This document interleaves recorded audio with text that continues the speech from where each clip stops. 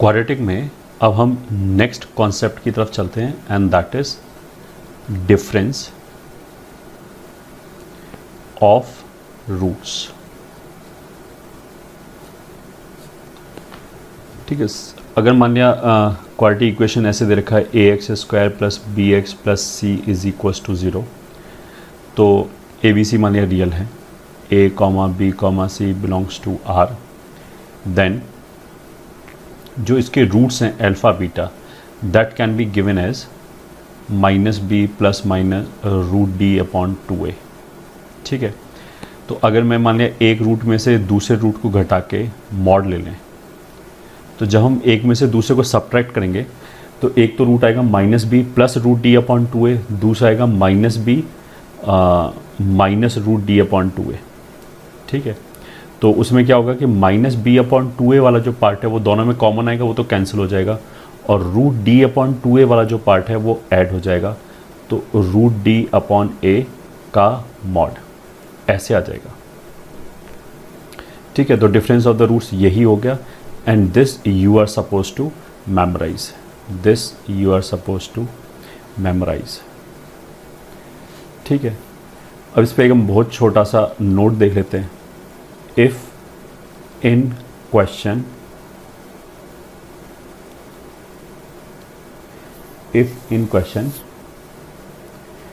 D मतलब discriminant is involved, then we can think of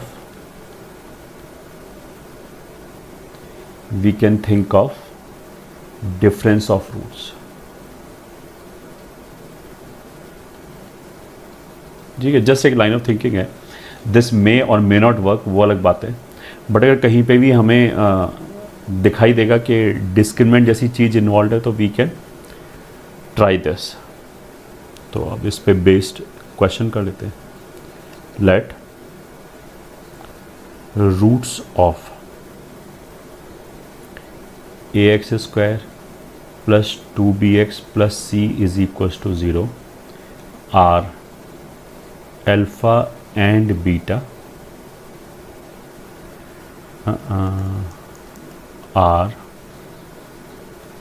sin² theta and cos² theta and that of कोई दूसरी equation px² plus 2qx plus r is equals to 0 r sin4 theta and cos4 theta. ठीक है, then prove that a² into q² minus pr is equals to p² into b² minus ac। ये हमें prove करना है कि a² into q² minus pr is equals to p² into b² minus ac। ठीक है, तो चलो फिर प्रूव करते हैं भी। सॉल्यूशन, जो इक्वेशन है ax² plus 2bx plus c is equals to 0, इसके रूट्स क्या हैं? sin² theta and cos² theta. ठीक है, तो एक तो हमारे दिमाग में ये टेम्पटेशन होगा शायद कि sin² theta plus cos² theta 1 होता है। ठीक है, तो कोई बात नहीं, होता है तो होता है। दूसरा equation is px² plus 2qx plus r is equals to 0, इसके जो रूट्स हैं वो हैं sin4 theta and cos4 theta. ठीक है, ये दोनों रूट्स हैं। तो अब इसमें मज़ेदार बात क्या है, देखो नाउ अगर मैं ऐसे लिखूँ sin4 माइनस cos4, तो उसको हम a² माइनस b² का फॉर्मूला कैसे लिख सकते हैं? sin² minus cos² into sin² plus cos²। अब ये sin² प्लस cos² तो 1 हो गया, तो कितना बचा ये? sin² minus cos²। तो अब जो लेफ्ट हैंड साइड पे लिखा हुआ है sin4 थीटा मतलब sin थीटा रेशो का 4 माइनस cos थीटा रेशो का 4, वो तो सेकेंड इक्वेशन के लिए डिफरेंस ऑफ रूट्स हो गया।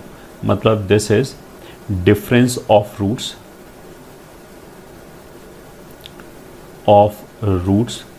फॉर second equation,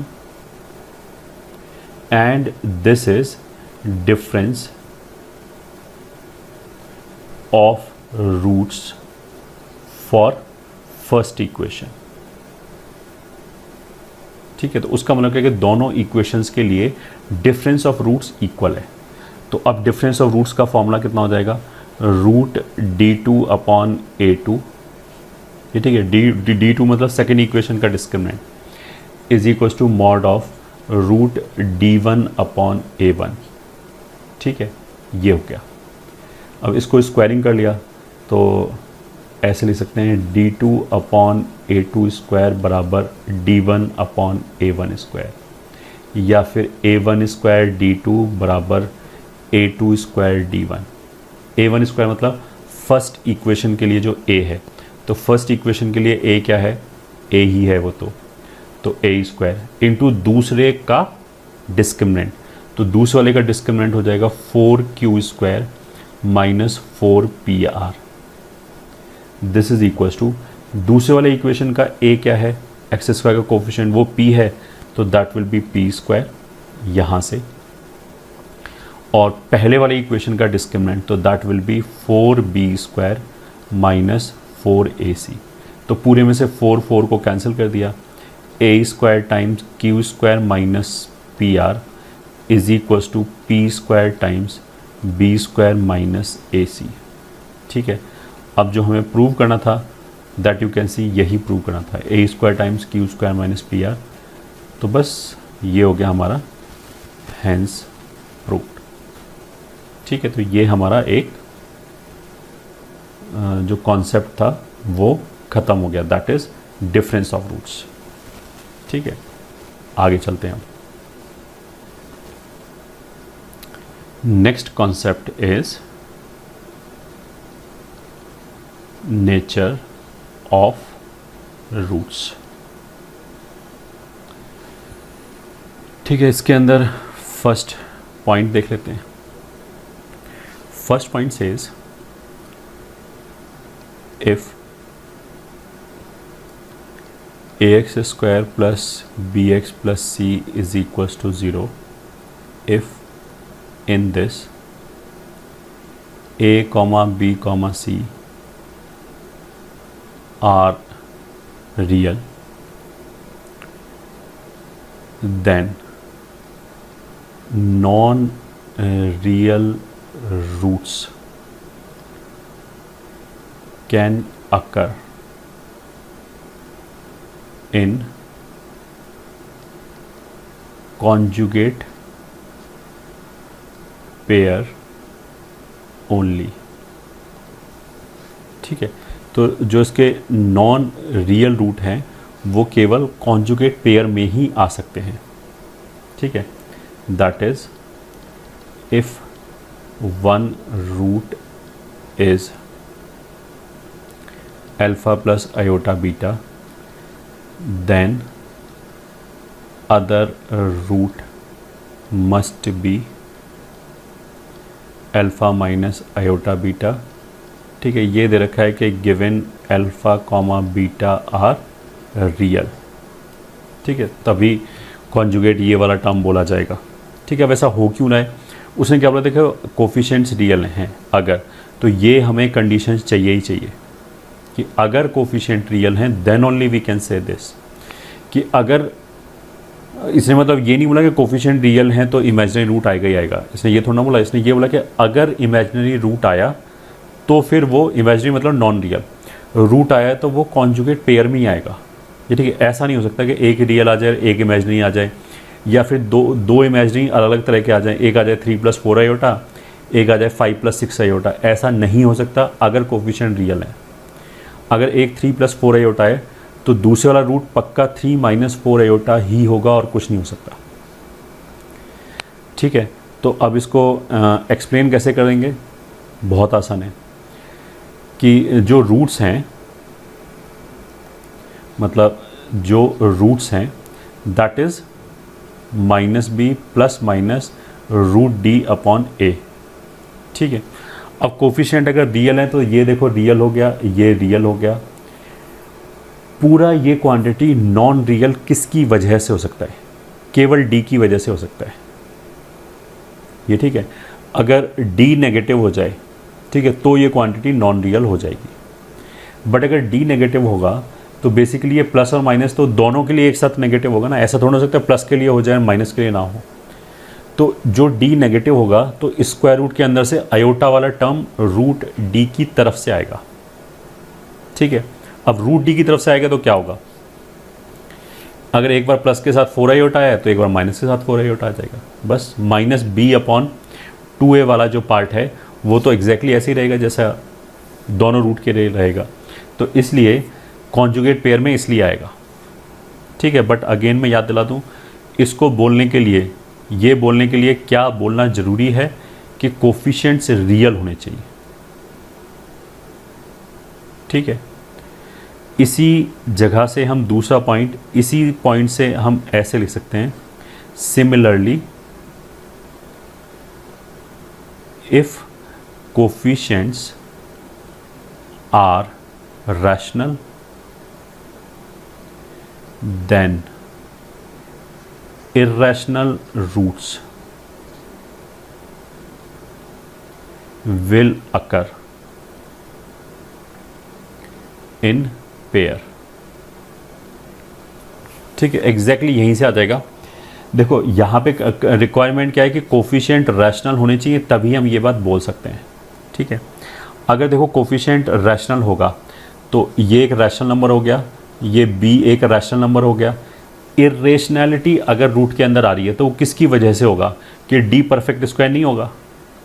तो अब जब d परफेक्ट स्क्वायर नहीं है तो प्लस के साथ भी जो d आएगा वो भी परफेक्ट स्क्वायर नहीं होगा, माइनस के साथ जो आएगा, मतलब ये जो बाहर प्लस माइनस दो रूट के करस्पॉन्डिंग यही डिफरेंस है ना, एक रूट में प्लस आएगा बीच में, एक में माइनस आएगा। तो अगर d परफेक्ट स्क्वायर नहीं हुआ तो वो दोनों की वजह से ही क्या रहेगा? इरेशनल रहेगा। तो एक बार जैसे अगर एक रूट आ गया 3 प्लस रूट 5, तो वो जो रूट 5 वाला पार्ट है वो बेसिकली रूट डी की तरफ से ही आ रहा होगा, उसी की वजह से आ रहा होगा।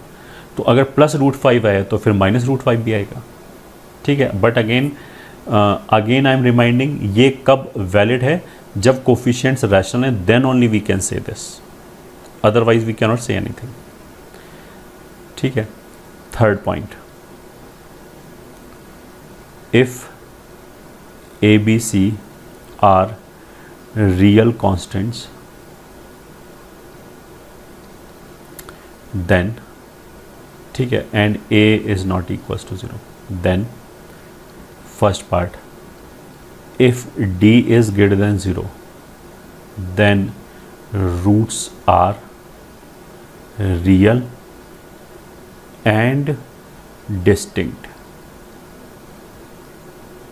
ठीक है। अगर d पॉजिटिव होगा तो क्या होगा? पक्की बात क्या है कि रूट्स रियल एंड डिस्टिंक्ट होगा।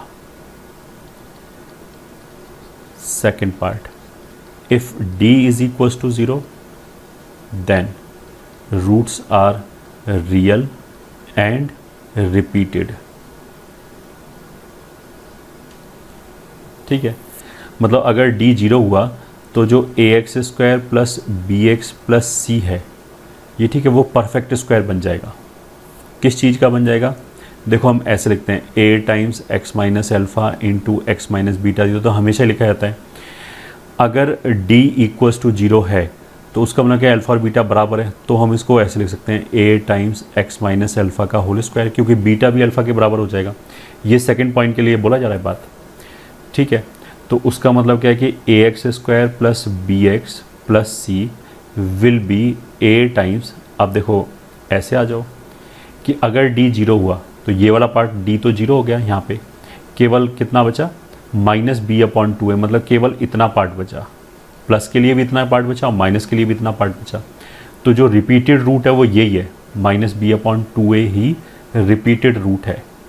तो अल्फ़ा जो होगा वो बेसिकली क्या हो जाएगा? Minus B upon 2a। तो x minus minus B upon 2a का होल स्क्वायर हो जाएगा,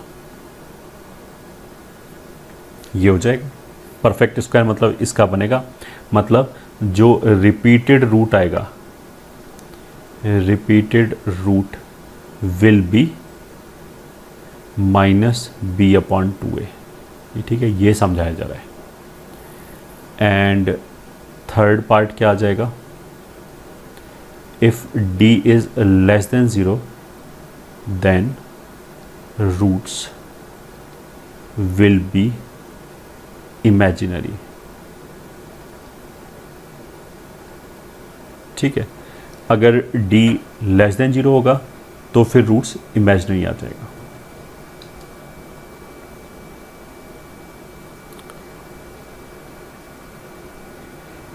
ये ठीक है, तो नेचर ऑफ रूट्स के बारे में बात चल रहा है, तो अब अंडरस्टैंडिंग के पॉइंट ऑफ व्यू से कुछ क्वेश्चन कर लेते हैं। Question 1, true and false. A quadratic equation can not have roots as 3 plus 4 iota and 2 minus iota। ठीक है, question 2, again true false. A quadratic equation can not have roots as 3 plus 4 iota and 7।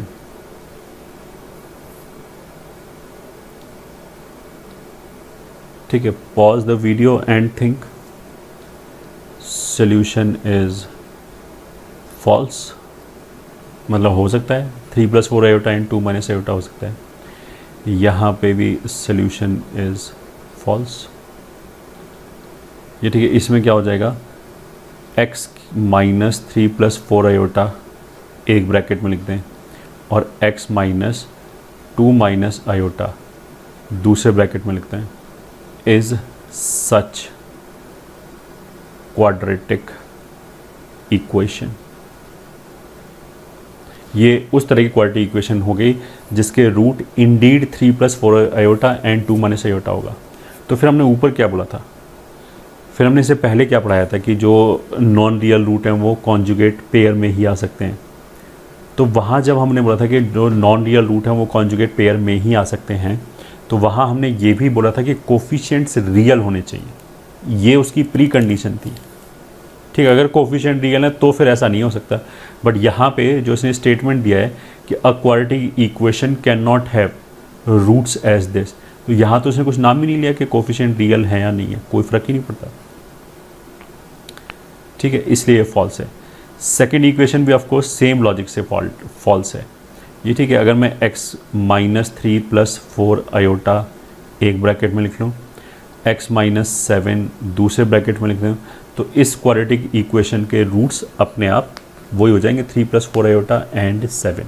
तो ये तो आ गया। ठीक है, यहाँ पे भी क्या चीज़, मतलब वो वाला रिजल्ट होल्ड क्यों नहीं किया, क्योंकि इसने कंडीशन को सेटिस्फाई नहीं किया। एंड कंडीशन वॉज कि हमारे पास जो रूट्स हैं वो जो कोफिशिएंट हैं वो रियल होने चाहिए। ठीक है, question 3, again true false. Question 3 says if A, B, C belongs to natural number and if one root of ax square plus bx plus c is equals to 0 is d plus root e। ये ठीक है, A B C तीनों क्या है, natural number है। And if one root of A X square plus B X plus C is D plus root E, then other root will be D minus root E. ठीक है, इस बार तो हमने बोल दिया कि जो कोफिशिएंट हैं वो रैशनल हो गया, रियल भी हो गया, नेचुरल नंबर बोला है। तो अब बताने, तो again pause the video and try to find the answer. Solution,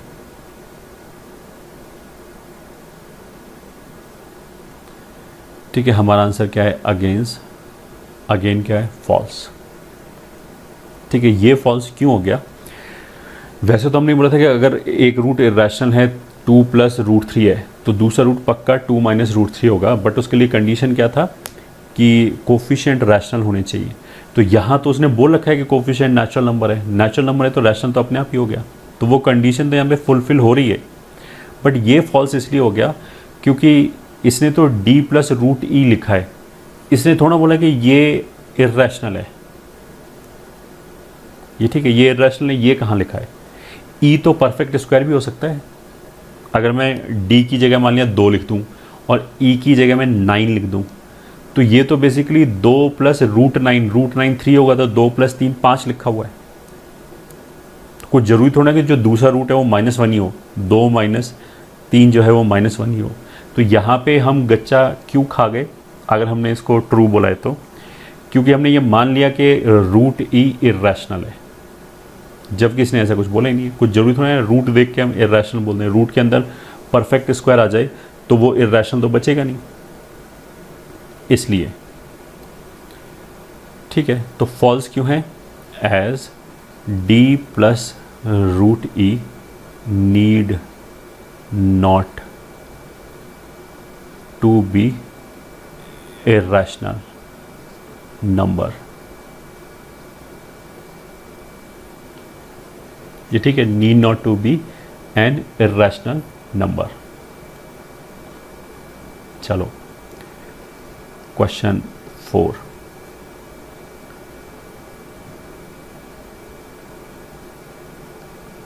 find number of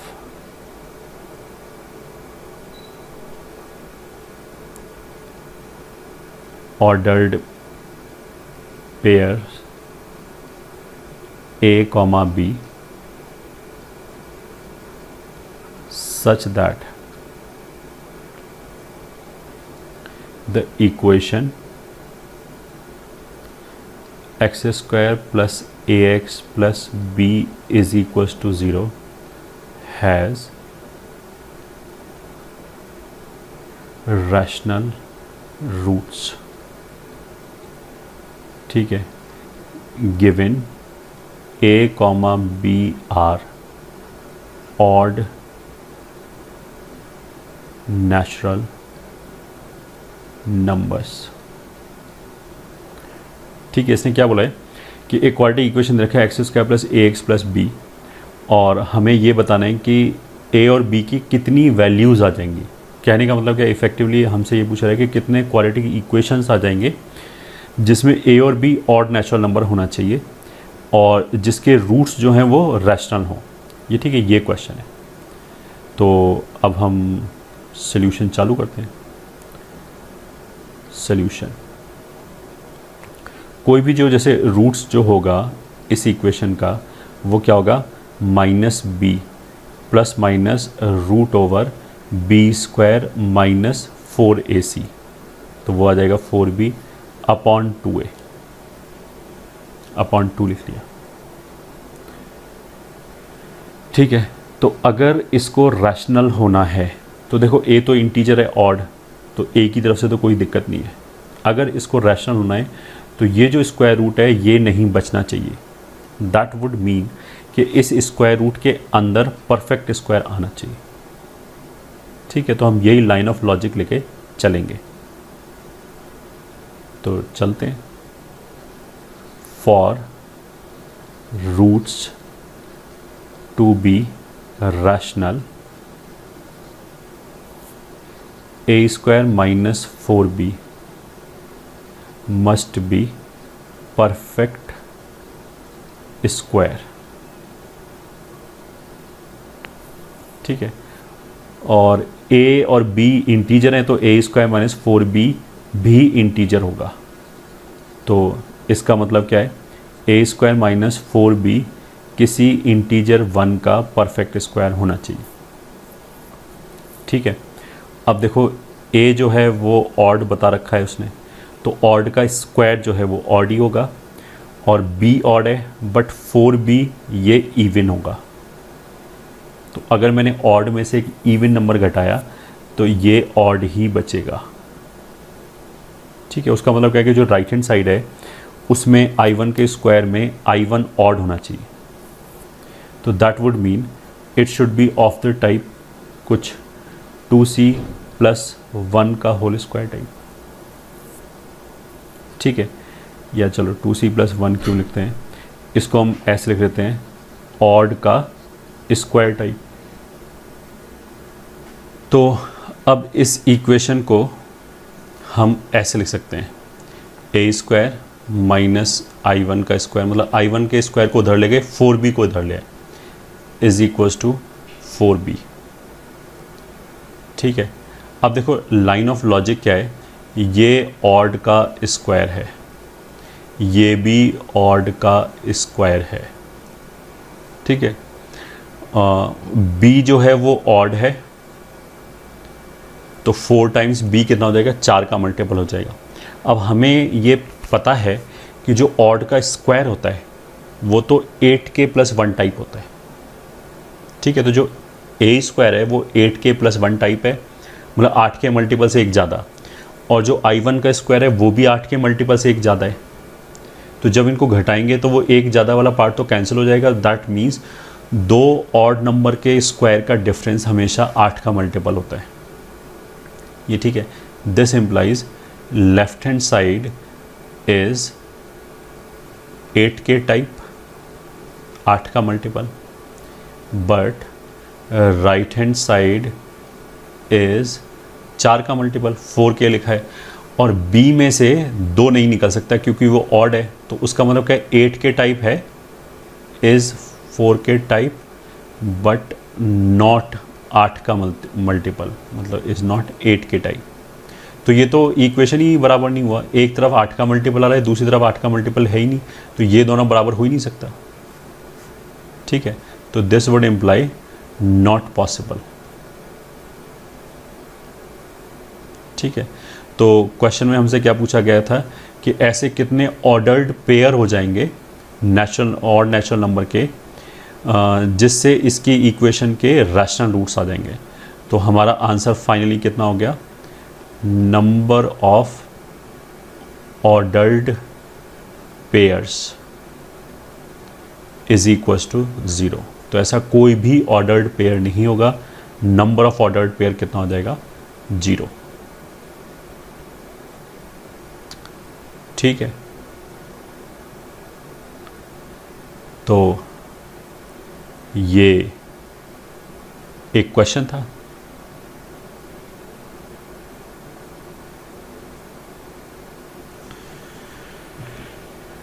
फिर important point,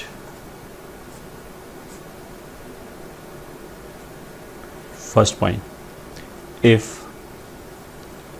sum of coefficient is equals to 0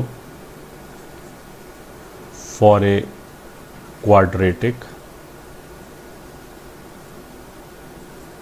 equation, then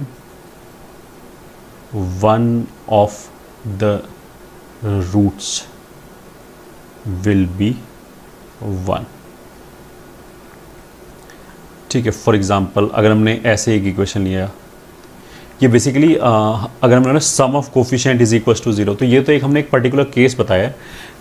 ज़्यादा इंपॉर्टेंट है इस तरह की कॉन्सेप्ट को समझना, कुछ ज़रूरी नहीं कि सम ही 0 हो जाए, ये ठीक, और कुछ भी हो सकता है। तो I will come to this, but ये ईजी चीज़ है तो हम यहाँ से चालू कर रहे हैं कि अगर मान लें कोई इक्वेशन ऐसे लिखा है a minus b into x square plus B minus c into x plus C minus a is equals to 0। तो इसमें देखो अगर मैं x बराबर 1 रख दूं तो a minus B plus B minus C plus C minus A बचेगा। अब a माइनस बी माइनस सी और c माइनस ए तो कैंसिल हो गया। तो उसका मतलब क्या है कि x इज इक्वल टू 1 रखने पे ये सेटिस्फाई हो गया क्योंकि 0 इज इक्वल टू 0 आ गया। अब अगर ये सेटिस्फाई हो गया तो उसका मतलब क्या है कि इसका एक रूट 1 हो गया। तो इस इक्वेशन का एक रूट 1 है, दूसरा रूट होगा कुछ और अल्फ़ा। बस इस नोट में यही लिखा है कि अगर सम ऑफ कोफिशिएंट 0 है, बेसिकली वेरिएबल का वैल्यू 1 रखने पे क्या होगा, वेरिएबल वाला पार्ट खत्म हो जाएगा, केवल कोफिशिएंट बचे होंगे और उनके बीच में, टर्म्स के बीच में जो प्लस लगा है उसकी वजह से वो कोफिशिएंट्स ऐड हो जाएंगे। कोफिशिएंट ऐड हो जाएंगे तो 1 सेटिस्फाई कर देगा। तो अगर कोफिशिएंट का सम 0 है तो लेफ्ट हैंड साइड 0 हो जाएगा, हैंस 1 सेटिस्फाई कर देगा। ठीक है, अब इसमें कोई ज़रूरी नहीं है कि कोफिशिएंट 0 हो तभी हम देखें। इस तरह के क्वेश्चन में हो सकता है कि हम हिट एंड ट्रायल से x बराबर 2 रखें या 3 रखें और मेरे को दिख जाए कि ये तो 0 हो गया, तो हिट एंड ट्रायल से ऐसे रूट पता लग सकते हैं। ठीक है, तो एक छोटा सा क्वेश्चन कर लेते हैं। क्वेश्चन, लेट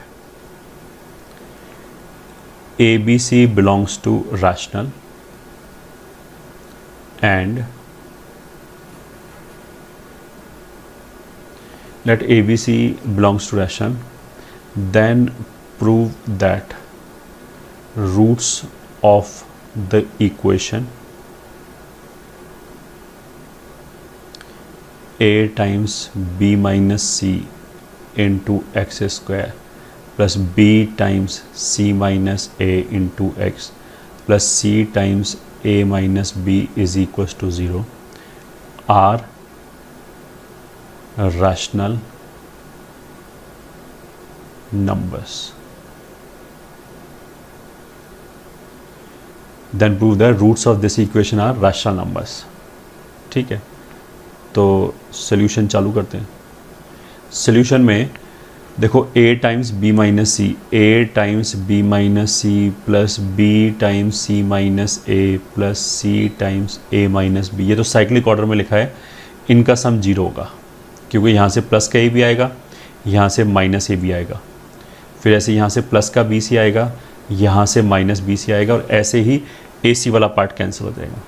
तो इसमें भी सम ऑफ कोफिशिएंट्स क्या है, 1, सॉरी सम ऑफ कोफिशिएंट 0 है, hence one of the roots will be 1। ये क्या है,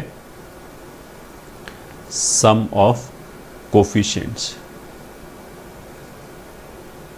ठीक है, हैंस 1 रूट इज 1।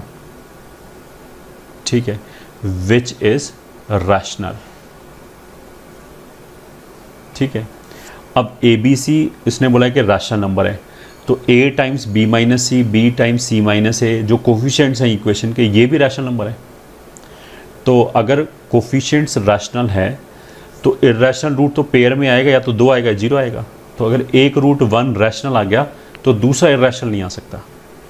ये ठीक है, उसका मतलब क्या है, now as coefficients are rational hence other root will also be rational, implies roots are rational। ये ठीक है, यही प्रूव करना था, हैंस प्रूव्ड। क्वेश्चन में यही प्रूव करने के लिए बोला गया था कि प्रूव करो कि रूट्स रैशनल हैं। That's it.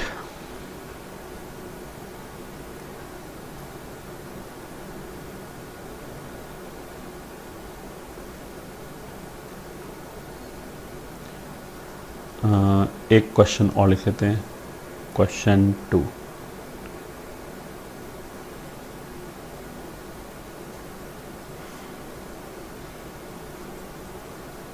Let A, B, C belongs to R, then prove that the equation A plus 2B times x square plus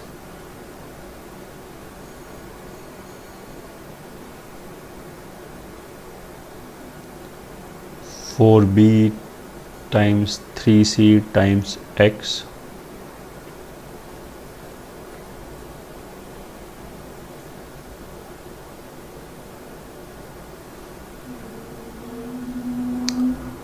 plus 6c minus 4a is equal to 0 has real roots. ठीक है, तो ये concept basically उसी तरह concept हो गया कि सम of coefficient अगर मेरे को 0 दिख जाए बाई चांस तो हो सकता है क्वेश्चन बहुत जल्दी सॉल्व हो जाए। तो उसी तरह का कुछ कॉन्सेप्ट ये हो गया। अगर मान लिया मेरे को ऐसे सोचना है कि इसका एक रूट हिट एंड टाइल से निकल आए, ये ठीक है, जैसे सम ऑफ कोफिशिएंट 0 है तो 1√1 होगा, उसी तरीके से इसका भी कोई रूट निकल आए, ऐसे ही नंबर रखते ही 0 आ जाए। तो उसके लिए हम देखो सोच कैसे सकते हैं। अगर ऐसा हो रहा है कि x की वैल्यू कुछ भी रखते irrespective of a b c एक रूट फिक्स हो जाए, तो वो रूट क्या हो सकता है। हम ये इसको ऐसे देख सकते हैं कि देखो a और b इसमें आ रहा है, इसमें b और c आ रहा है, इसमें a और c आ रहा है, तो c तो केवल इन दोनों जगह पे आ रहा है। तो अगर मैंने x का कोई भी वैल्यू रखा और ये एकदम ऐसे सॉल्व हो जाए, 0 आ जाए, तो वो वैल्यू क्या होना चाहिए, सेटिस्फाई हो जाए। सेटिस्फाई होने का मतलब कि लेफ्ट हैंड साइड 0 आ जाए। तो उसका मतलब कि c वाला पार्ट नहीं बचना चाहिए। तो 3cx एंड 6c, c तो और कहीं है ही नहीं, ये आपस में ऐसे ही कैंसिल हो जाने चाहिए। तो वो आपस में कैसे कैंसिल होगा, अगर x की जगह हम -2 रखते हैं तभी यहाँ से -6c आएगा और ये 6c कैंसिल हो जाएगा। अब हमने ये देखा कि -2 बाकियों को सेटिस्फाई कर रहा है या नहीं, मतलब उससे क्या a और b वाले पार्ट से हमें छुटकारा मिल रहा है या नहीं। तो देखो -2 यहाँ पे रखेंगे तो a के साथ कितना आ जाएगा, 4a, और ये हो गया -4a, तो ये भी कैंसिल हो जाएगा। फिर b के साथ यहाँ से आ जाएगा, यहाँ से -8 भी आ जाएगा, और यहाँ से 2 2 4 स्क्वायर की वजह से तो प्लस हो जाएगा, प्लस का 8 भी आ जाएगा, तो वो भी कैंसिल हो गया। तो बस बन गया हमारा काम। तो हम क्या बोलेंगे, बाय ऑब्जर्वेशन 1 रूट इज -2। ठीक है, now as coefficients are real implies both roots are real। ये ठीक है, बस हैंस प्रूफ, यही प्रूव हो गया कि कोफिशिएंट रियल हैं तो दोनों रूट ही रियल होगा। दैट्स इट, यही प्रूव करना था। नेक्स्ट क्या है, अगेन important result।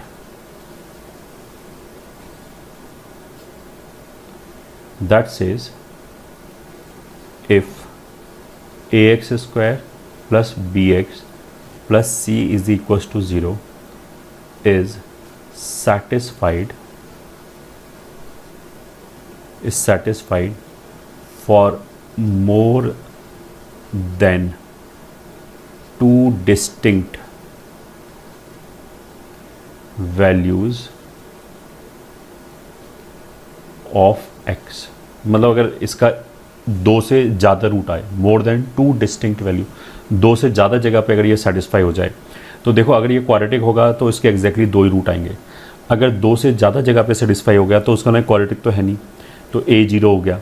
अब a0 करेंगे तो फिर bx प्लस c बराबर 0 लीनियर बचेगा, लीनियर का तो एक ही रूट आएगा, और इसने बोला कि 2 से ज़्यादा है, उसका मतलब b भी 0 होना चाहिए, तो फिर यहाँ पे बच जाएगा c बराबर 0। ये ठीक है, तो उसका मतलब कि अगर ax square plus bx plus c बराबर 0 है तो क्वाड्रेटिक तो केवल 2 ही वैल्यूज़ को होल्ड कर सकता है, उससे ज़्यादा को होल्ड नहीं कर सकता। तो अगर ax square plus bx plus c बराबर 0 आ जाए और वो 2 से ज़्यादा जगह पे 0 आ जाए, तो उसका मतलब क्या होगा कि this is an identity, then it is an identity and will be true for all x. ठीक है, चाहे वो रियल हो चाहे इमेजिनरी हो, एक्स की हर वैल्यू के लिए बराबर हो जाएगा। Also in this case a बराबर b बराबर c बराबर 0।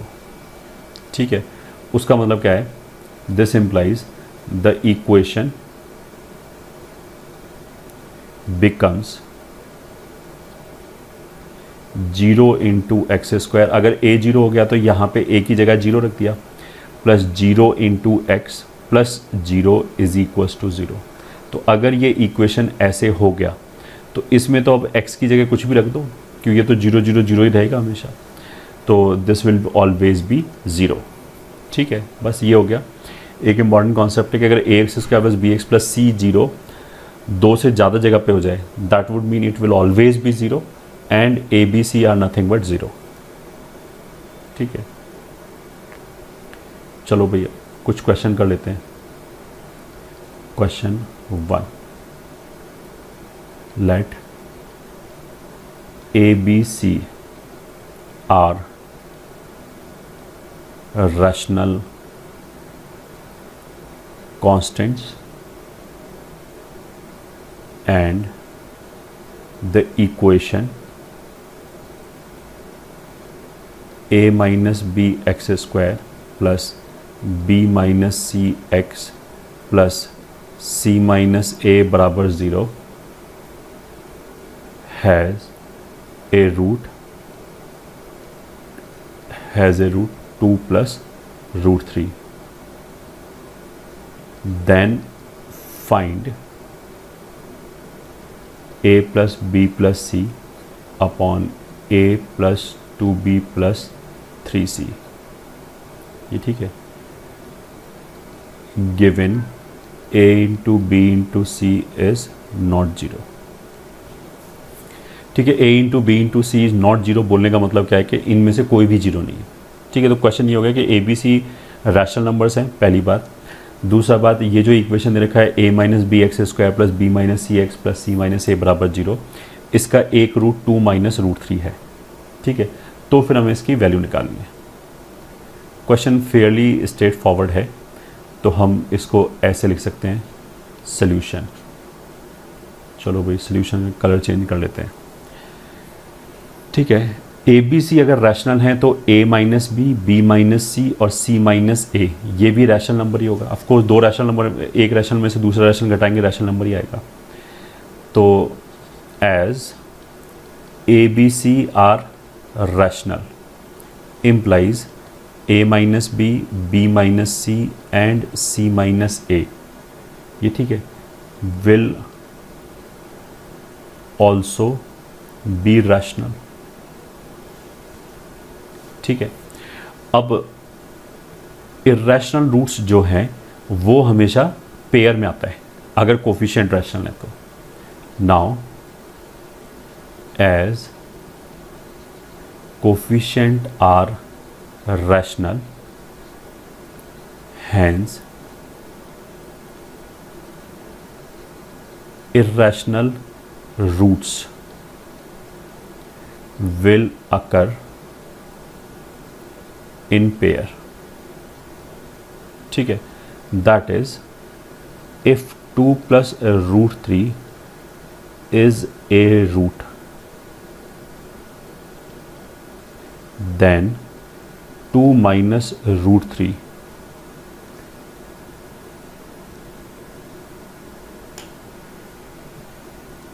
then 2 minus root 3 will also be a root. ठीक है, बिकॉज कोफिशिएंट जो है वो रैशनल है, तो अगर एक इर्रेशनल रूट आया है तो दूसरा भी उसका वो करस्पॉन्डिंग कॉन्जुगेट इर्रेशनल होगा। जैसे 2 प्लस रूट 3 है तो दूसरा 2 माइनस रूट 3 भी होगा। ठीक है, अब तीसरा क्या है कि इस इक्वेशन में स्पेशलिटी क्या है कि इसमें जो कोफिशिएंट्स हैं a माइनस बी माइनस सी और c माइनस ए, ये साइक्लिक ऑर्डर में सब कैंसिल हो जाएंगे। उसका मतलब क्या है कि ऑब्जर्वेशन से इसका एक रूट 1 भी है। तो अगेन बाय ऑब्जर्वेशन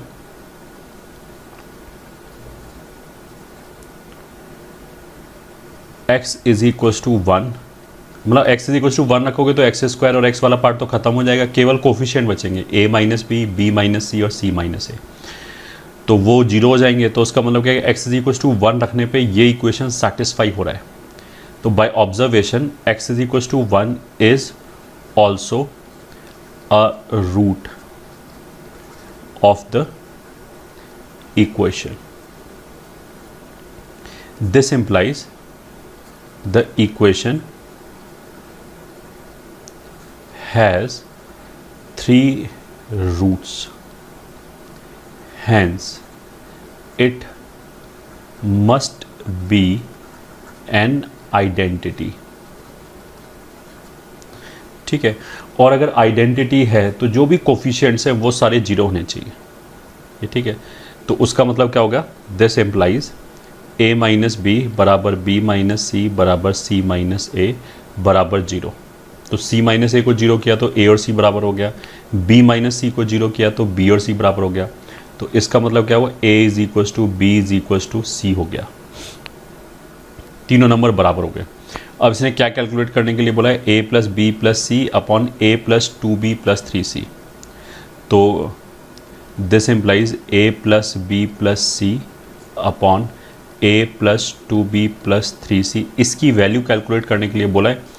तो b और c दोनों ही जगह a ले सकते हैं, तो ऊपर तो हो जाएगा a प्लस a, नीचे हो जाएगा a plus 2a plus 3a, क्योंकि तीनों बराबर है। तो this will be 3a upon 3 2 5 और 1 6a, ये कैंसिल हो गया। उसने बोला कि ABC में से कोई भी जीरो नहीं है, तो नेट आंसर हमारा कितना आ गया, हाफ। तो इस क्वेश्चन का आंसर कितना हो गया हमारा, हाफ। ठीक है, तो ये एक क्वेश्चन था हमारा इस कॉन्सेप्ट पे बेस्ड। अब आगे चलते हैं।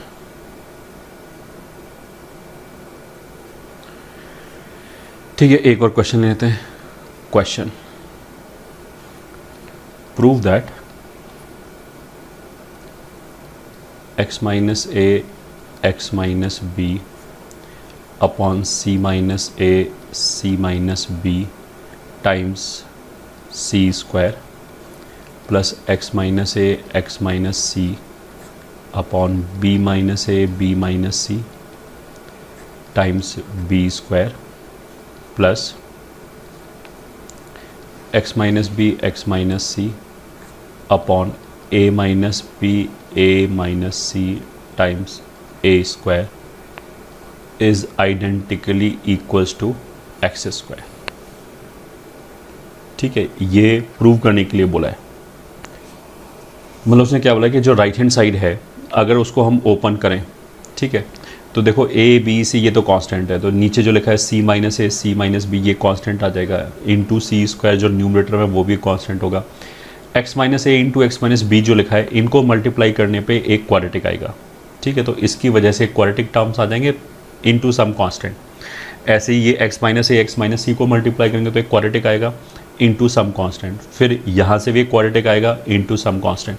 तो ये जो 3 क्वाड्रेटिक के टर्म्स आए, इनमें जब हमने एक्स स्क्वायर को एक साथ किया, एक्स को एक साथ किया एंड कांस्टेंट को एक साथ किया, तो ये बोल रहा है कि ये प्रूव करो कि वो कट पिट के केवल एक्स स्क्वायर बचेगा।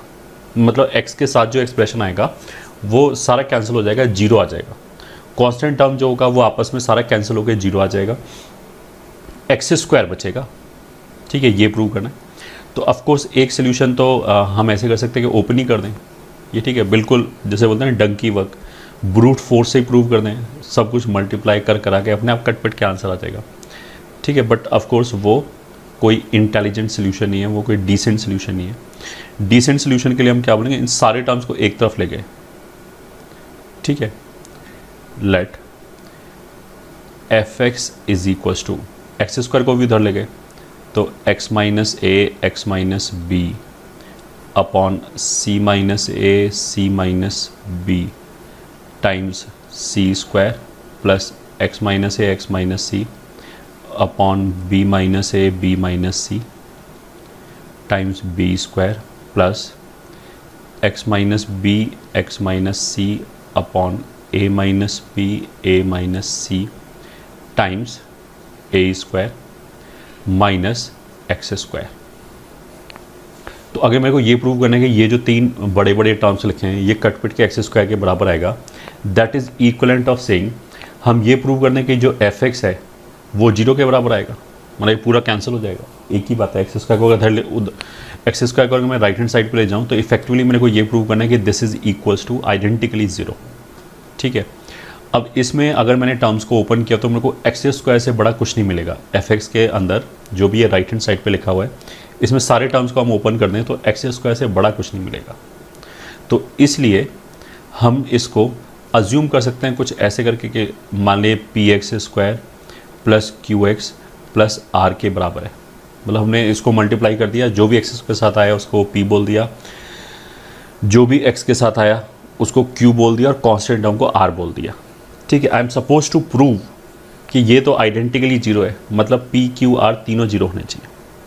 ठीक है, अब देखो इंटरेस्टिंग चीज़ क्या है, हम इसी रिजल्ट का यूज़ करेंगे कि अगर कोई A X square plus B X plus C जैसा एक्सप्रेशन है और अगर उसका 3 रूट आ जाए, 2 से ज़्यादा रूट आ जाए, तो फिर वो क्वाड्रेटिक नहीं होगा, फिर उसके आइडेंटिटी होगा और उसके एक्स स्क्वायर एक्स और कांस्टेंट टर्म तीनों के कोफिशिएंट जीरो होंगे। ठीक है, अच्छा A X square plus B X plus C अगर 3 या 3 से ज़्यादा जगह पे, ये ठीक है, या 2 से ज़्यादा जगह, एक ही बात है, पे अगर वो सेटिस्फाई हो जाए तो उसको हम क्वाड्रेटिक वर्ड यूज़ नहीं कर सकते उसके लिए, क्योंकि क्वाड्रेटिक का मतलब ही ये है कि उसके केवल 2 रूट्स आएंगे। तो ये मेरे को पी क्यू आर जीरो दिखाना है, तो somehow if I can show कि इसकी वैल्यू 3 जगह पे जीरो है तो वी आर थ्रू। 3 जगह पे ऑफ कोर्स क्या होगा, ए बी सी ही है क्वेश्चन में, तो हमने ए पे वैल्यू निकाली इस एक्सप्रेशन का। तो ए पे वैल्यू निकालने का मतलब क्या है, एक्स की जगह हमने ए रख दिया, तो x की जगह a रखने पे because of this x minus A factor ये दोनों टर्म तो जीरो हो जाएंगे। तो पहला टर्म जीरो हो गया प्लस दूसरा टर्म जीरो हो गया। तीसरे टर्म में x की जगह मतलब यहाँ पे अगर मैंने a रख दिया एंड यहाँ पे a रख दिया तो I will get a minus b a minus c upon a minus b a minus c into a square, और x की जगह मेरे को a रखना है तो ये भी a स्क्वायर हो गया, तो माइनस ए स्क्वायर। देखो ये दोनों तो आपस में कैंसिल हो गया, A square minus A square will be zero. तो ये तो प्रूव हो गया कि एफ ऑफ ए जीरो है। ठीक है, सिमिट्री से, ये तो क्वेश्चन सिमिट्रिक है ए बी सी में, तो जो ए के साथ हुआ है वही बी के साथ होगा, वही सी के साथ होगा। तो सिमिट्री से सिमिलरली एफ ऑफ बी बराबर एफ ऑफ सी बराबर zero. This implies p x square plus q x plus r is 0 for 3 distinct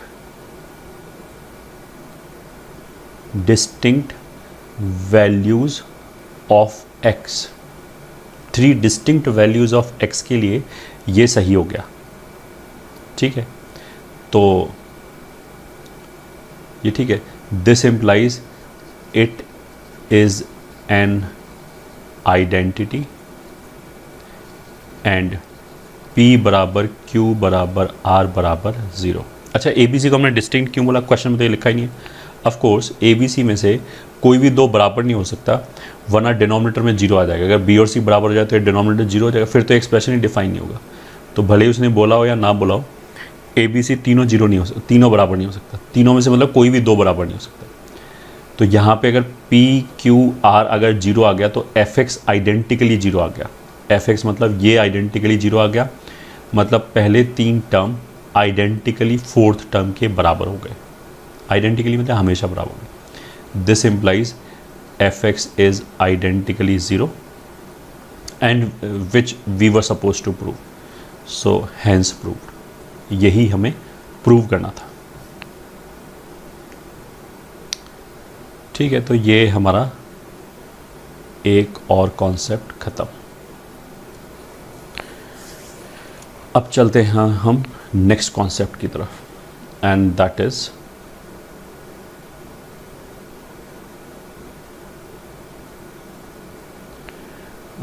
इसको हम बोलेंगे ट्रांसफॉर्मेशन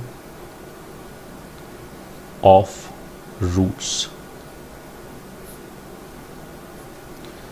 ठीक है, ट्रांसफॉर्मेशन ऑफ रूट्स का मतलब ये है कि हमें एक क्वाड्रेटिक दे रखा है और इसको हम कहीं तक भी एक्सटेंड कर सकते हैं। A X square plus B X plus C बराबर जीरो, इसके मान लिया रूट्स अल्फा बीटा है। ठीक है, then we are suppose to form a quadratic जिसके रूट्स हमें अल्फा और बीटा के टर्म्स में बता दिया जाए। ये ठीक है, then form a quadratic with roots as कुछ भी, K1 alpha plus K2 comma K1 beta plus K2। तो इस तरह के क्वेश्चन जो होगा वो हम इसको बोलेंगे कि हमने ट्रांसफॉर्मेशन ऑफ रूट कर दिया, मतलब रूट्स को ट्रांसफॉर्म कर दिया, अल्फ़ा बीटा की जगह ये कुछ नई चीज़ आ गई। तो देखो इसमें मेथड 1 तो वो है which we have already done in 10th। हम ऐसे निकालेंगे सम ऑफ रूट्स, निकालेंगे s बराबर कुछ भी रूट दे रखा हो, K1 अल्फ़ा प्लस K2 दे रखा है, जैसे यहाँ पे ये पहला रूट हो गया, plus K1 beta plus K2 ऐसे करके निकाल लिया। और भी कुछ है तो हम ये कैलकुलेट कर सकते हैं, alpha plus beta plus 2K2 आ जाएगा। अल्फ़ा प्लस बीटा की वैल्यू यहाँ से उठा के रख दिया माइनस b/a, तो this will be minus K1 b/a plus K2। ये ठीक है, ये ही हमारे लिए कैपिटल S आ गया। ठीक है, यही हमारे लिए क्या आ गया, कैपिटल S। फिर ऐसे हम प्रोडक्ट निकालेंगे, प्रोडक्ट बराबर P बराबर K1 alpha plus K2 into K1 beta plus K2, इसको मल्टीप्लाई कर लिया तो K1 square alpha beta plus K1 K2 alpha plus beta plus K2 square. फिर इसमें वैल्यू सब्स्टिट्यूट कर दिया, then required equation will be वही अपना x square minus sum times x plus product बराबर 0। तो एक तो ये मेथड हो गया कि ये वाला मेथड ज़्यादा स्ट्रॉन्ग मेथड है, इसमें किसी भी तरह का क्वेश्चन हो ये ठीक है उसको हम इससे सॉल्व कर सकते हैं। ठीक है, sum of root alpha plus beta and alpha beta वाली चीज़ यूज़ करके S एंड P कैलकुलेट कर दिया, वहाँ से हमने क्वाड्रेटिक इक्वेशन बना लिया। ठीक है, दूसरा मेथड क्या है, मेथड 2 क्या है। अब मेथड 2 में बेसिकली बहुत सारे लिमिटेशंस हैं, ये ठीक है, इसमें कुछ कुछ कंडीशन सेटिस्फाई होनी चाहिए। तो मेथड 2 में क्या बोलेगा, देखो पहली बात तो alpha and beta should be separated. ठीक है, अल्फ़ा और बीटा अलग अलग होना चाहिए तभी ये मेथड वर्क करेगा, एक ही जगह पे अल्फ़ा बीटा नहीं आना चाहिए। मतलब हम कुछ ऐसे नहीं बोल सकते, हम बोलेंगे रूट वो वाली क्वालिटी इक्वेशन चाहिए जिसका एक रूट हो जाए अल्फ़ा स्क्वायर इंटू बीटा और दूसरा रूट हो जाए बीटा स्क्वायर इंटू अल्फ़ा। तो पहले वाले मेथड से तो वो भी क्वेश्चन हो जाएगा तुरंत, इससे डायरेक्टली नहीं होगा, ये घुमा फिरा के इससे भी हो जाएगा, that we will do, but directly नहीं होगा। इसने तो क्या बोला कि अल्फ़ा अलग रहना चाहिए, बीटा अलग रहना चाहिए, आपस में मिला जुला नहीं आना चाहिए। पहला पॉइंट तो उसका ये हो गया। दूसरा पॉइंट क्या हो गया कि इट कैन हैंडल, ये ठीक किस तरह का ट्रांसफॉर्मेशन हैंडल कर सकता है कि लीनियर ऑफ अल्फ़ा आ जाए या फिर linear of alpha upon linear दूसरा लीनियर ऑफ अल्फ़ा आ जाए या फिर 1 अपॉन लीनियर अल्फ़ा आ जाए। मतलब जो रूट है, इससे पहले वाला जैसे रूट जो था वो क्या था, जो हमें ट्रांसफॉर्म्ड रूट्स चाहिए वो इसमें क्या था, K1 अल्फ़ा प्लस K2। तो ये तो लीनियर एक्सप्रेशन हो गया अल्फ़ा का, तो अगर लीनियर एक्सप्रेशन है तो मेथड 2 काम करेगा। 1 अपॉन लीनियर एक्सप्रेशन है तो भी काम करेगा, लीनियर अपॉन लीनियर है तो भी काम करेगा, और कुछ नहीं होना चाहिए, क्वाड्रेटिक हो जाए, क्यूबिक हो जाए, तो उस तरह की चीज़ों पे काम नहीं करेगा फिर। ठीक है, दूसरा इसका कंडीशन, पहला तो क्या है कि अल्फ़ा बीटा अलग अलग रहनी चाहिए, दूसरा क्या है कि जो ऑफकोर्स जो दो रूट्स हैं वो सिमेट्रिक भी होने चाहिए अल्फ़ा और बीटा में। दूसरा इसका क्या है कि linear 1 upon linear and linear upon linear he handle हो सकता है, और कुछ नहीं। क्वाड्रेटिक आ जाए अल्फ़ा का तो डायरेक्टली नहीं हैंडल होगा, घुमा फिरा के करना पड़ेगा। ठीक है, थर्ड, अब मान लिया ये है, अगर ये है तो अब करेंगे कैसे, ये ठीक है, प्रोसीजर ये हो जाएगा, रिप्लेस अल्फ़ा विद एक्स, जो भी अल्फ़ा वाला टर्म है उसमें अल्फ़ा को हटा के एक्स रख दिया, replace alpha with x, then assume the obtained expression। अभी एग्जाम्पल करेंगे तो it should be clear. obtained expression with या obtained expression equals to y, then find x in terms of y। Next step क्या होगा, substitute x in original equation to get required quadratic in variable y। ठीक है, मतलब हमने क्या किया कि जो भी एक्सप्रेशन दे रखा है अल्फा और बीटा का, वो ऑफकोर्स सिमेट्रिक होगा। जहाँ अल्फा लिखा होगा दूसरे रूट में उसी जगह पे बीटा लिखा होगा। जैसे अभी हमने ये जो ऊपर वाला एग्जांपल किया, इसमें k1 अल्फा प्लस k2 है, फिर अल्फा को हटा के बीटा रख दिया तो ये दूसरा रूट आ गया। इसी तरह के सिमेट्रिक एक्सप्रेशन होने चाहिए।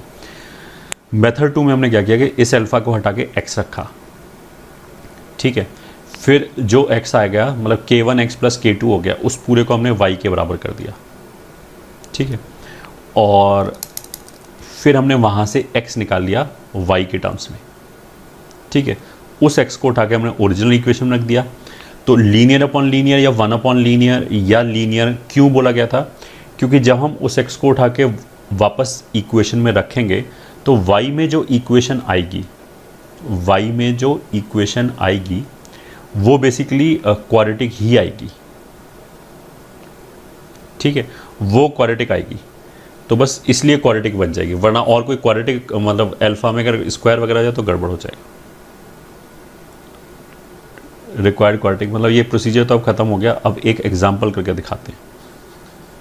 Question, let alpha comma beta are the roots of x square plus 2x plus 7 is equals to 0, then form a quadratic with roots as, ठीक है, alpha upon alpha plus 2 and beta upon beta plus 2। ये question है। तो अब हम solution पे आ जाते हैं। सबसे पहली कंडीशन क्या थी, अल्फा बीटा अलग अलग रहने चाहिए। तो इसमें अलग है, अल्फा वाला रूट प्योरली इसमें, बीटा प्योरली इसमें, आपस में मिक्सड नहीं है, ठीक है। पहली कंडीशन फुलफिल होगी। दूसरा उसने बोला था कि जो नया रूट हमें चाहिए वो लीनियर, वन अपॉन लीनियर या लीनियर अपॉन लीनियर की ही फॉर्म का होना चाहिए और कुछ नहीं होना चाहिए, ठीक है। तो वो यहाँ पे ही हो गया। जो न्यूमरेटर में अल्फा है वो लीनियर है, नीचे अल्फा प्लस 2 है वो भी लीनियर है। तो सेकेंड जो कंडीशन है वो भी फुलफिल होगी। फिर हमने क्या बोला था कि सॉल्व करने के लिए करेंगे क्या कि अल्फा की जगह x रखा, तो ये आ गया x upon x plus 2। Beta की जगह x रख लो, दोनों एक ही बात है, क्योंकि सिमेट्रिक है तो किसी भी जगह पे x रख लिया। फिर इस पूरे एक्सप्रेशन को y के बराबर बोल दिया, तो y बराबर इतना आ गया, ठीक है। यहाँ से हमने x निकाला, ठीक है, y के टर्म्स में। तो जब इसको क्रॉस मल्टीप्लाई करेंगे आ जाएगा 2y प्लस वाई एक्स, और x हो गया तो yx को इधर ले गए तो ये आ जाएगा 2y अपॉन 1 माइनस वाई। ये आ गया हमारा x। यहाँ से ये निकला है, कैसे निकला है निकाल के देख लो, क्रॉस मल्टीप्लाई करो, x वाले टर्म को एक तरफ करेक्ट कर लो, बाकी सबको दूसरी तरफ भेज दो, अपने आप ही आ जाएगा। इसको उठा के हमने ओरिजिनल इक्वेशन जो है X square plus 2x plus 7 इसमें सब्स्टिट्यूट कर दिया। तो x की जगह पे हमने रख दिया 2y अपॉन 1 माइनस वाई का whole square plus twice of x की जगह पर रख दिया 2y upon 1 minus Y plus 7 is equals to 0। तो ये हो जाएगा 4y square plus 4y into 1 minus Y plus 7 times 1 minus Y का whole square is equals to 0। तो y स्क्वायर कितना आएगा, यहाँ से 4y स्क्वायर, यहाँ से माइनस 4y स्क्वायर, यहाँ से 7y स्क्वायर, ठीक है, यहाँ से प्लस का 4y, यहाँ से माइनस का 14, तो माइनस का 10y बचा। कांस्टेंट यहाँ से आएगा नहीं, यहाँ से आएगा नहीं, यहाँ से 7 आएगा, तो प्लस 7 इज इक्वल्स टू 0। मतलब ये क्वाड्रेटिक हो गया।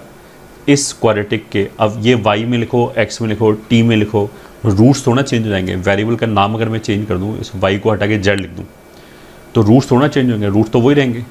तो इसके रूट्स क्या क्या हो गए, alpha upon alpha plus 2 and beta upon beta plus 2, यही दो रूट्स हो गए इसके।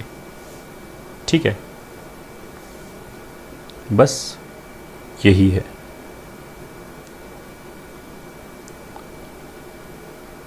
ठीक है, ये दो रूट्स क्यों हो गए वो देखो, इसका एक्सप्लेनेशन बहुत क्विकली हम ऐसे समझ सकते हैं। इस रूट को 1 मिनट के लिए नहीं समझ में आए तो कोई बात नहीं, ये ठीक है, I will try to explain once. समझ में आए तो well and good, otherwise not required. इस रूट को मैंने गामा बोला, तो आई वॉन्ट एन इक्वेशन जिसको गामा सेटिस्फाई करे। ठीक है, अब देखो इसमें अगर मैं x is equal to alpha रखूँ तो अल्फ़ा अपॉन अल्फ़ा प्लस 2 यही एक्सप्रेशन आ जाएगा, ये ठीक है, यही वाला एक्सप्रेशन आ जाएगा। तो ये जो लिखा है x अपॉन एक्स प्लस 2, अगर इसमें हम x की जगह अल्फ़ा रखें तो ये जो y की वैल्यू है, यहाँ से जो y की वैल्यू है वो गामा हो जाएगा। ठीक है, तो इसमें अगर मैं y की जगह उल्टा बोल दिया हमने कि अगर मैं x की जगह अल्फ़ा रखूँ तो y की जगह गामा मिल जाएगा। अब मैं बोलूँ कि y की जगह अगर मैं गामा रख दूँ तो x की जगह अल्फ़ा मिल जाएगा।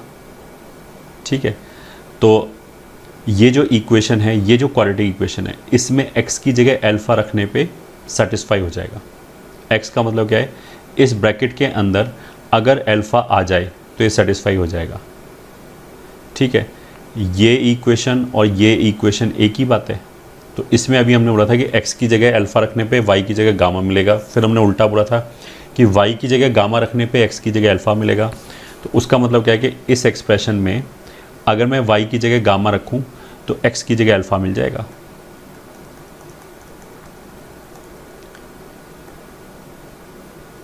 ठीक है, तो इस ब्रैकेट के अंदर अगर मैं y की जगह गामा रखूं तो ये पूरा ब्रैकेट अल्फ़ा बन जाएगा। अल्फ़ा बन जाएगा तो ये इसको सेटिस्फाई करेगा। सेटिस्फाई करेगा तो रूट हो गया। तो क्या रखने पे सेटिस्फाई किया, y बराबर गामा रखने पे सेटिस्फाई किया, इसलिए गामा रूट हो गया। ये ठीक है, this is the explanation why we are getting it.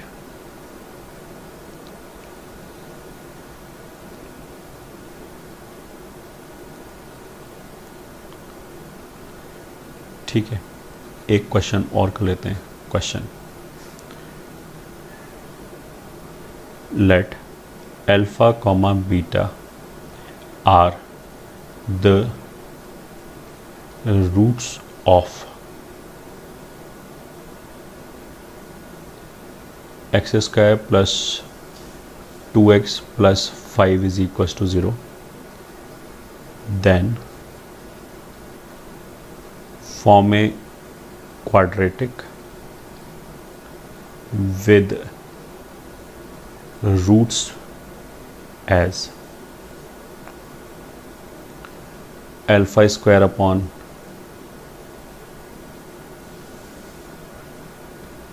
alpha plus 2 beta and beta square upon beta plus 2 alpha. ठीक है, अब हमें वो क्वाड्रेटिक चाहिए जिसके रूट्स ये हो जाएं, alpha square upon alpha plus 2 beta and beta square upon beta plus 2 alpha, ये वाली क्वाड्रेटिक चाहिए। ठीक है, फेयर इनफ। तो अब हम लिखते हैं इसका सॉल्यूशन। इस बार क्या है कि मेथड 1 से तो ऑफकोर्स कर ही सकते हैं कि हमने सम ऑफ रूट निकाला, प्रोडक्ट ऑफ रूट निकाला एंड सो ऑन, वैसे तो कर सकते हैं। इस बार क्या है कि मेथड 2 वाले केस में दोनों जगह फेल हो गया। पहले तो उसने बोला कि अल्फ़ा और बीटा अलग अलग होनी चाहिए, तो वो अलग अलग नहीं है। पहले रूट के अंदर अल्फ़ा भी आ रहा है, बीटा भी आ रहा है, गपला हो गया। दूसरा कि लीनियर अपॉन लीनियर की फॉर्म में भी नहीं है ये। ठीक है, न्यूमरेटर में अल्फ़ा स्क्वायर लिखा हुआ है। ठीक है, फिर भी हम करेंगे मेथड 2 से ही। ये ठीक है, मैनिपुलेशन लाके मेथड 2 से करेंगे। तो हमने मान लिया कि लेट गामा इज पहला root which is alpha square upon alpha plus 2 beta. ठीक है, इसको हम केवल अल्फ़ा के टर्म्स में कन्वर्ट करने की कोशिश करेंगे या केवल बीटा के टर्म्स में कन्वर्ट करने की कोशिश करेंगे। ठीक है, फॉर एग्जांपल हमने क्या किया, अल्फ़ा इस इक्वेशन का रूट है, तो alpha square plus 2 alpha plus 5 0 होगा, तो alpha square will B -2 alpha -5। तो इस अल्फ़ा स्क्वायर की जगह हमने क्या रख दिया, -2 अल्फ़ा -5 पहली चीज़, अपॉन जो ये लिखा है अल्फ़ा प्लस 2 बीटा। अब इसमें भी अलग अलग करना है, तो अब हमने क्या किया, ऊपर नीचे अल्फ़ा से मल्टीप्लाई कर दिया, ठीक है। तो -2 alpha square -5 alpha upon alpha square plus 2 alpha beta, ठीक है। अल्फ़ा से क्यों मल्टीप्लाई किया था, ये लाने के लिए, अल्फ़ा बीटा लाने के लिए। ऐसा भी बोल सकते थे कि यहाँ से प्रोडक्ट ऑफ रूट्स कितना हो गया 5, तो हम बीटा की जगह 5 अपॉन अल्फ़ा रख दें, वो एक ही बात है, तो भी यही वाली चीज़ आ जाएगी। कैसे भी जो भी क्लिक कर जाए हमें, या क्या। अब फिर हम शुरू हो गए, -2 अल्फ़ा स्क्वायर को यहाँ से उठा के फिर रख दिया, -2 अल्फ़ा -5, ठीक है, -5 अल्फ़ा होल डिवाइडेड बाई इस अल्फ़ा के स्क्वायर की जगह फिर यहीं से -2 alpha -5 plus 2 alpha beta. Alpha beta कितना है 5, प्रोडक्ट ऑफ द रूट, तो 2 अल्फ़ा बीटा कितना हो जाएगा 10। ऐसे हो गया, तो ये देखो माइनस माइनस न्यूमरेटर में कितना हो जाएगा 4 अल्फ़ा प्लस 10 -5 अल्फ़ा अपॉन नीचे कितना हो जाएगा -2 अल्फ़ा प्लस 5। तो ऊपर हो गया माइनस अल्फ़ा प्लस 10, ऊपर नीचे माइनस से मल्टीप्लाई कर दिया, तो अल्फ़ा -10 अपॉन 2 अल्फ़ा -5। अगर हमने कोई कैलकुलेशन मिस्टेक नहीं किया है तो इट सीम्स फाइन। तो ऐसा करने से हमारे पास एक रूट आ गया जो प्योरली अल्फ़ा के टर्म्स में है एंड लीनियर अपॉन लीनियर की फॉर्म में है। तो सिमिलरली जो दूसरा रूट है, ये वाला जो रूट है beta square upon beta plus 2 alpha, it will become delta is equals to, इसी को देख के सिमेट्री से, क्योंकि रूट तो सिमेट्रिक है अल्फ़ा और बीटा में, वो आ जाएगा बीटा -10 अपॉन 2 बीटा -5, ये आ जाएगा, ठीक है। तो अब इसको करने के लिए हम क्या कर सकते हैं, हमने बोला था कि अल्फ़ा की जगह पे x रख लिया, तो x -10 अपॉन 2x -5, इस पूरे एक्सप्रेशन को y के बराबर कर दिया। अब क्रॉस मल्टीप्लाई किया तो ऐसे आ जाएगा 2xy -5y बराबर x -10। तो दिस विल इम्प्लाई, अगर लेफ़्ट पे x को ले जाएं तो 2y -1 बराबर 5y -10। तो यहाँ से x कितना हो गया 5y -10 अपॉन 2y -1। इसको उठा के जो ओरिजिनल इक्वेशन था x स्क्वायर प्लस 2x प्लस 5 उसमें रख दिया, तो x square plus 2x plus 5 is equals to 0 में इसको सब्स्टिट्यूट कर दिया, तो आ जाएगा 5y -10 अपॉन 2y -1 का square plus twice of 5y -10 upon 2y -1 plus 5 is equals to 0, and you are supposed to calculate it yourself. 5y -10 into 2y -1 plus 5 times 2y -1 का whole square equals to 0, ठीक है, ऐसे आएगा। इसको simplify कर लो, ये y में quadratic आ जाएगी, that will be the required quadratic, जिसके रूट्स वही हो जाएंगे जो हमें चाहिए, ठीक है। So this was next concept. Now let's move forward, and our next concept is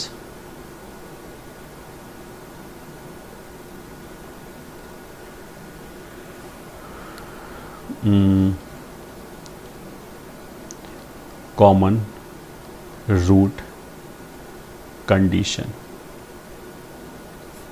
ठीक है। शॉर्ट में हम इसको रेफ़र किससे करेंगे, CRC, ठीक है।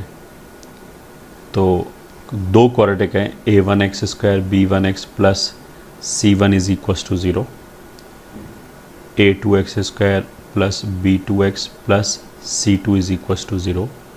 मान लिया ये फर्स्ट इक्वेशन हो गया, ये सेकेंड इक्वेशन, ठीक है। तो हमने क्या बोला, लेट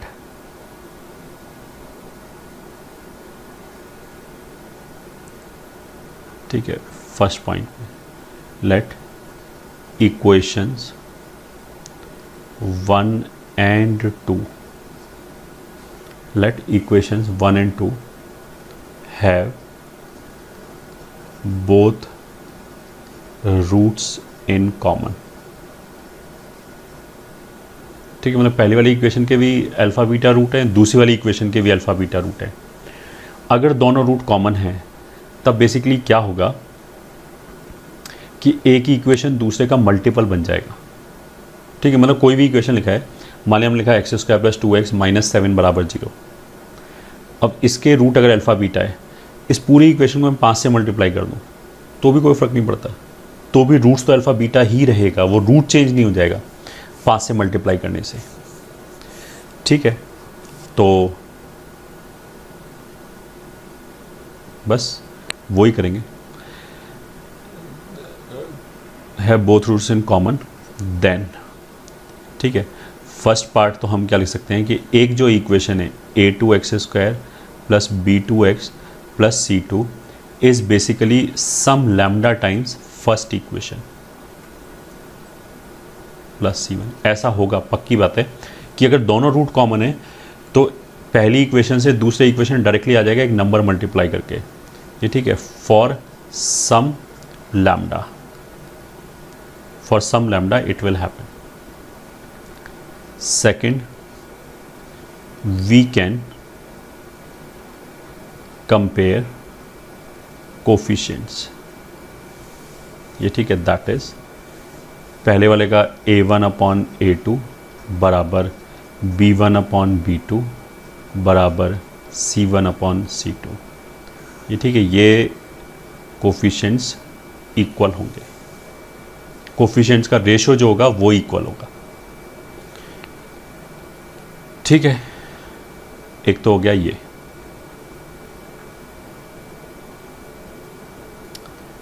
सेकंड पार्ट क्या है, इफ इक्वेशंस 1 and 2, जो भी वही दो क्वाड्रेटिक लिखा हुआ था, हैव 1 रूट इन कॉमन से अल्फ़ा। ठीक है, माने उन दोनों के बीच में एक कॉमन रूट है और वो कॉमन रूट क्या है, alpha. Then a1α² plus b1α plus c1 बराबर 0 होगा and a2α² plus b2α plus c2 बराबर 0 होगा। ठीक है, अब इसमें एलिमिनेशन का मेथड पढ़ा होगा कि α² अपॉन ऐसे करते हैं b1c2 minus c1b2 is equals to minus alpha times ऐसे करते हैं a1c2 minus c1a2 is equals to 1/a1b2 minus b1a2। ठीक है, ये होल्ड करना चाहिए। अब इन दोनों जगह से अल्फ़ा निकाला, इन दोनों जगह से अल्फ़ा निकाला, ठीक है, यहाँ पे तो एक अल्फ़ा कैंसिल हो जाएगा, तो अल्फ़ा बराबर इन दोनों जगह से तो आ जाएगा b1c2 minus c1b2 upon c1a2 minus a1c2। ये तो इस जगह से आ गया और इन दोनों को बराबर किया, वहाँ से कितना आ जाएगा c1a2 minus a1c2 upon a1b2 minus b1a2। ठीक है, तो इसमें से ये मतलब ये भी अल्फ़ा इसके बराबर है यहाँ से, और दूसरे और तीसरे से अल्फ़ा इसके बराबर भी है। तो अगर हम अल्फ़ा को छोड़ दें तो ये एक रिलेशन आ गया कोफिशिएंट्स के बीच में। मतलब जो भी हमारा इक्वेशन 1 and 2 था, इक्वेशन 1 और 2 ये जो था, इसके कोफिशिएंट्स के बीच में अगर ये रिलेशन सेटिस्फाई होगा तो फिर हम क्या बोलेंगे कि इन दोनों इक्वेशंस के बीच में एक कॉमन रूट है। ठीक है, तो ये क्या हो गया, यही बेसिकली है कॉमन रूट कंडीशन। और इसको हम ऐसे लिख सकते हैं कि ये वाला फैक्टर और ये वाला फैक्टर इक्वल है, तो इसको एक तरफ ले आए, C1A2 माइनस C1A1C2 का whole square is equals to A1B2 minus B1A2 into B1C2 minus C1B2। ये ठीक है। इसको again you are suppose to memorise. इसको याद कर लिया।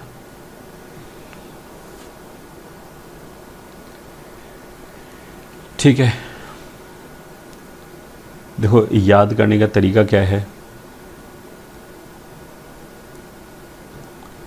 तो A1x² plus B1x plus C1 बराबर 0, A2x² plus B2x plus C2 बराबर 0। ठीक है, तो कॉमन रूट कंडीशन को याद करने का तरीका बताया रहा है। तो मेथड वन तो ये है कि देखो इसको ऐसे लिखो, A1 B1 C1, केवल कोफिशिएंट्स को x² और प्लस प्लस हटा दिया, B2 C2। ठीक है, फिर हमने जितने भी ब्रैकेट थे जो भी हमने कॉमन रूट कंडीशन लगाया था उसमें 3 ब्रैकेट थे। पहले वाला टर्म अगर A1 B2 है तो माइनस उसी को पलट दिया B1 A2 हो जाता था। तो मेरे को केवल पहले टर्म जानने की ज़रूरत है, दूसरा टर्म तो A और B को पलटने से ही आ जाएगा अपने आप। तो इस वाले केस में देखो ऐसे हमने एरो लगाया, ये इसके साथ, ये इसके साथ, ये इसके साथ। ठीक है, अब इसमें कॉर्नर वाले का कॉम्बिनेशन क्या है, ए बी तो बराबर आसपास वाले हैं, बी और सी भी आसपास वाले हैं, कॉर्नर वाले ए और सी हैं, तो कॉर्नर वालों को एक कॉर्नर में कर दिया, तो वो जाएगा देखो C1A2, मतलब इस C1 के साथ ये A2, फिर ए किसी को पलट दिया, सी के साथ नीचे लोअर सबस्क्रिप्ट 2 लिख दिया, ए के साथ 1 लिख लिया, तो इसका स्क्वायर तो एक साइड इज इक्वल्स टू, यहाँ पे आ जाएगा, मतलब ये एरो लगाया तो ये टर्म पहले आएगा, A1B2 और एक फिर B1A2 इंटू फिर ये एरो लगाया B1C2 तो ये पहले आएगा, B1C2 माइनस C1B2। ये आ गया हमारा common root condition, common root condition. Method 1 ये ठीक है, टू मेमोराइज, याद रखने का मेथड। अब तुम कैसे भी याद रख लो भाई, और तुम्हारे पास कोई टेक्निक है तो वैसे याद रख लो। ठीक है, मैं तो ऐसे याद रखता हूँ। ठीक है, मेथड 2 भी हम इसको ऐसे बोल सकते हैं कि कोफिशिएंट जो हैं उनके 3 पेयर बनेंगे, AB BC CA। ठीक है, अब जो हमारा कॉमन रूट कंडीशन है, चलो उसको हम ऐसे लिख सकते हैं, 1 2 माइनस 1 2 एक तरफ इज इक्वल्स टू 1, ये लोअर सबस्क्रिप्ट लिख रहे हैं, माइनस 1, अच्छा ये क्या कर दिया भाई, हाँ माइनस, या इसको चलो ऐसे लिखते हैं 2 1, फिर ये 2 1 इंटू फिर 1 2 माइनस 2 1, ऐसे है।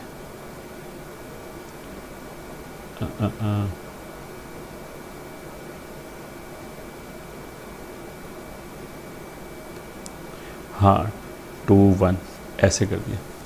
अब AB BC CA ये तो याद हो जाएगा साइक्लिक ऑर्डर में, तो उसमें A और C एक्सट्रीम वाले हैं, कॉर्नर वाले, तो A और C तो हमने इधर भेज दिया।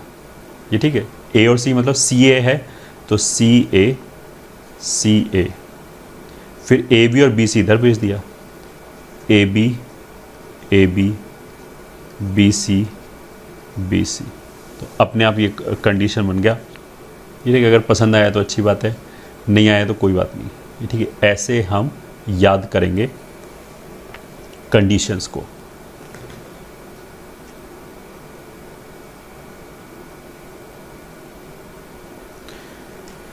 ठीक है, तो ये कॉमन रूट कंडीशन याद करना है हमें।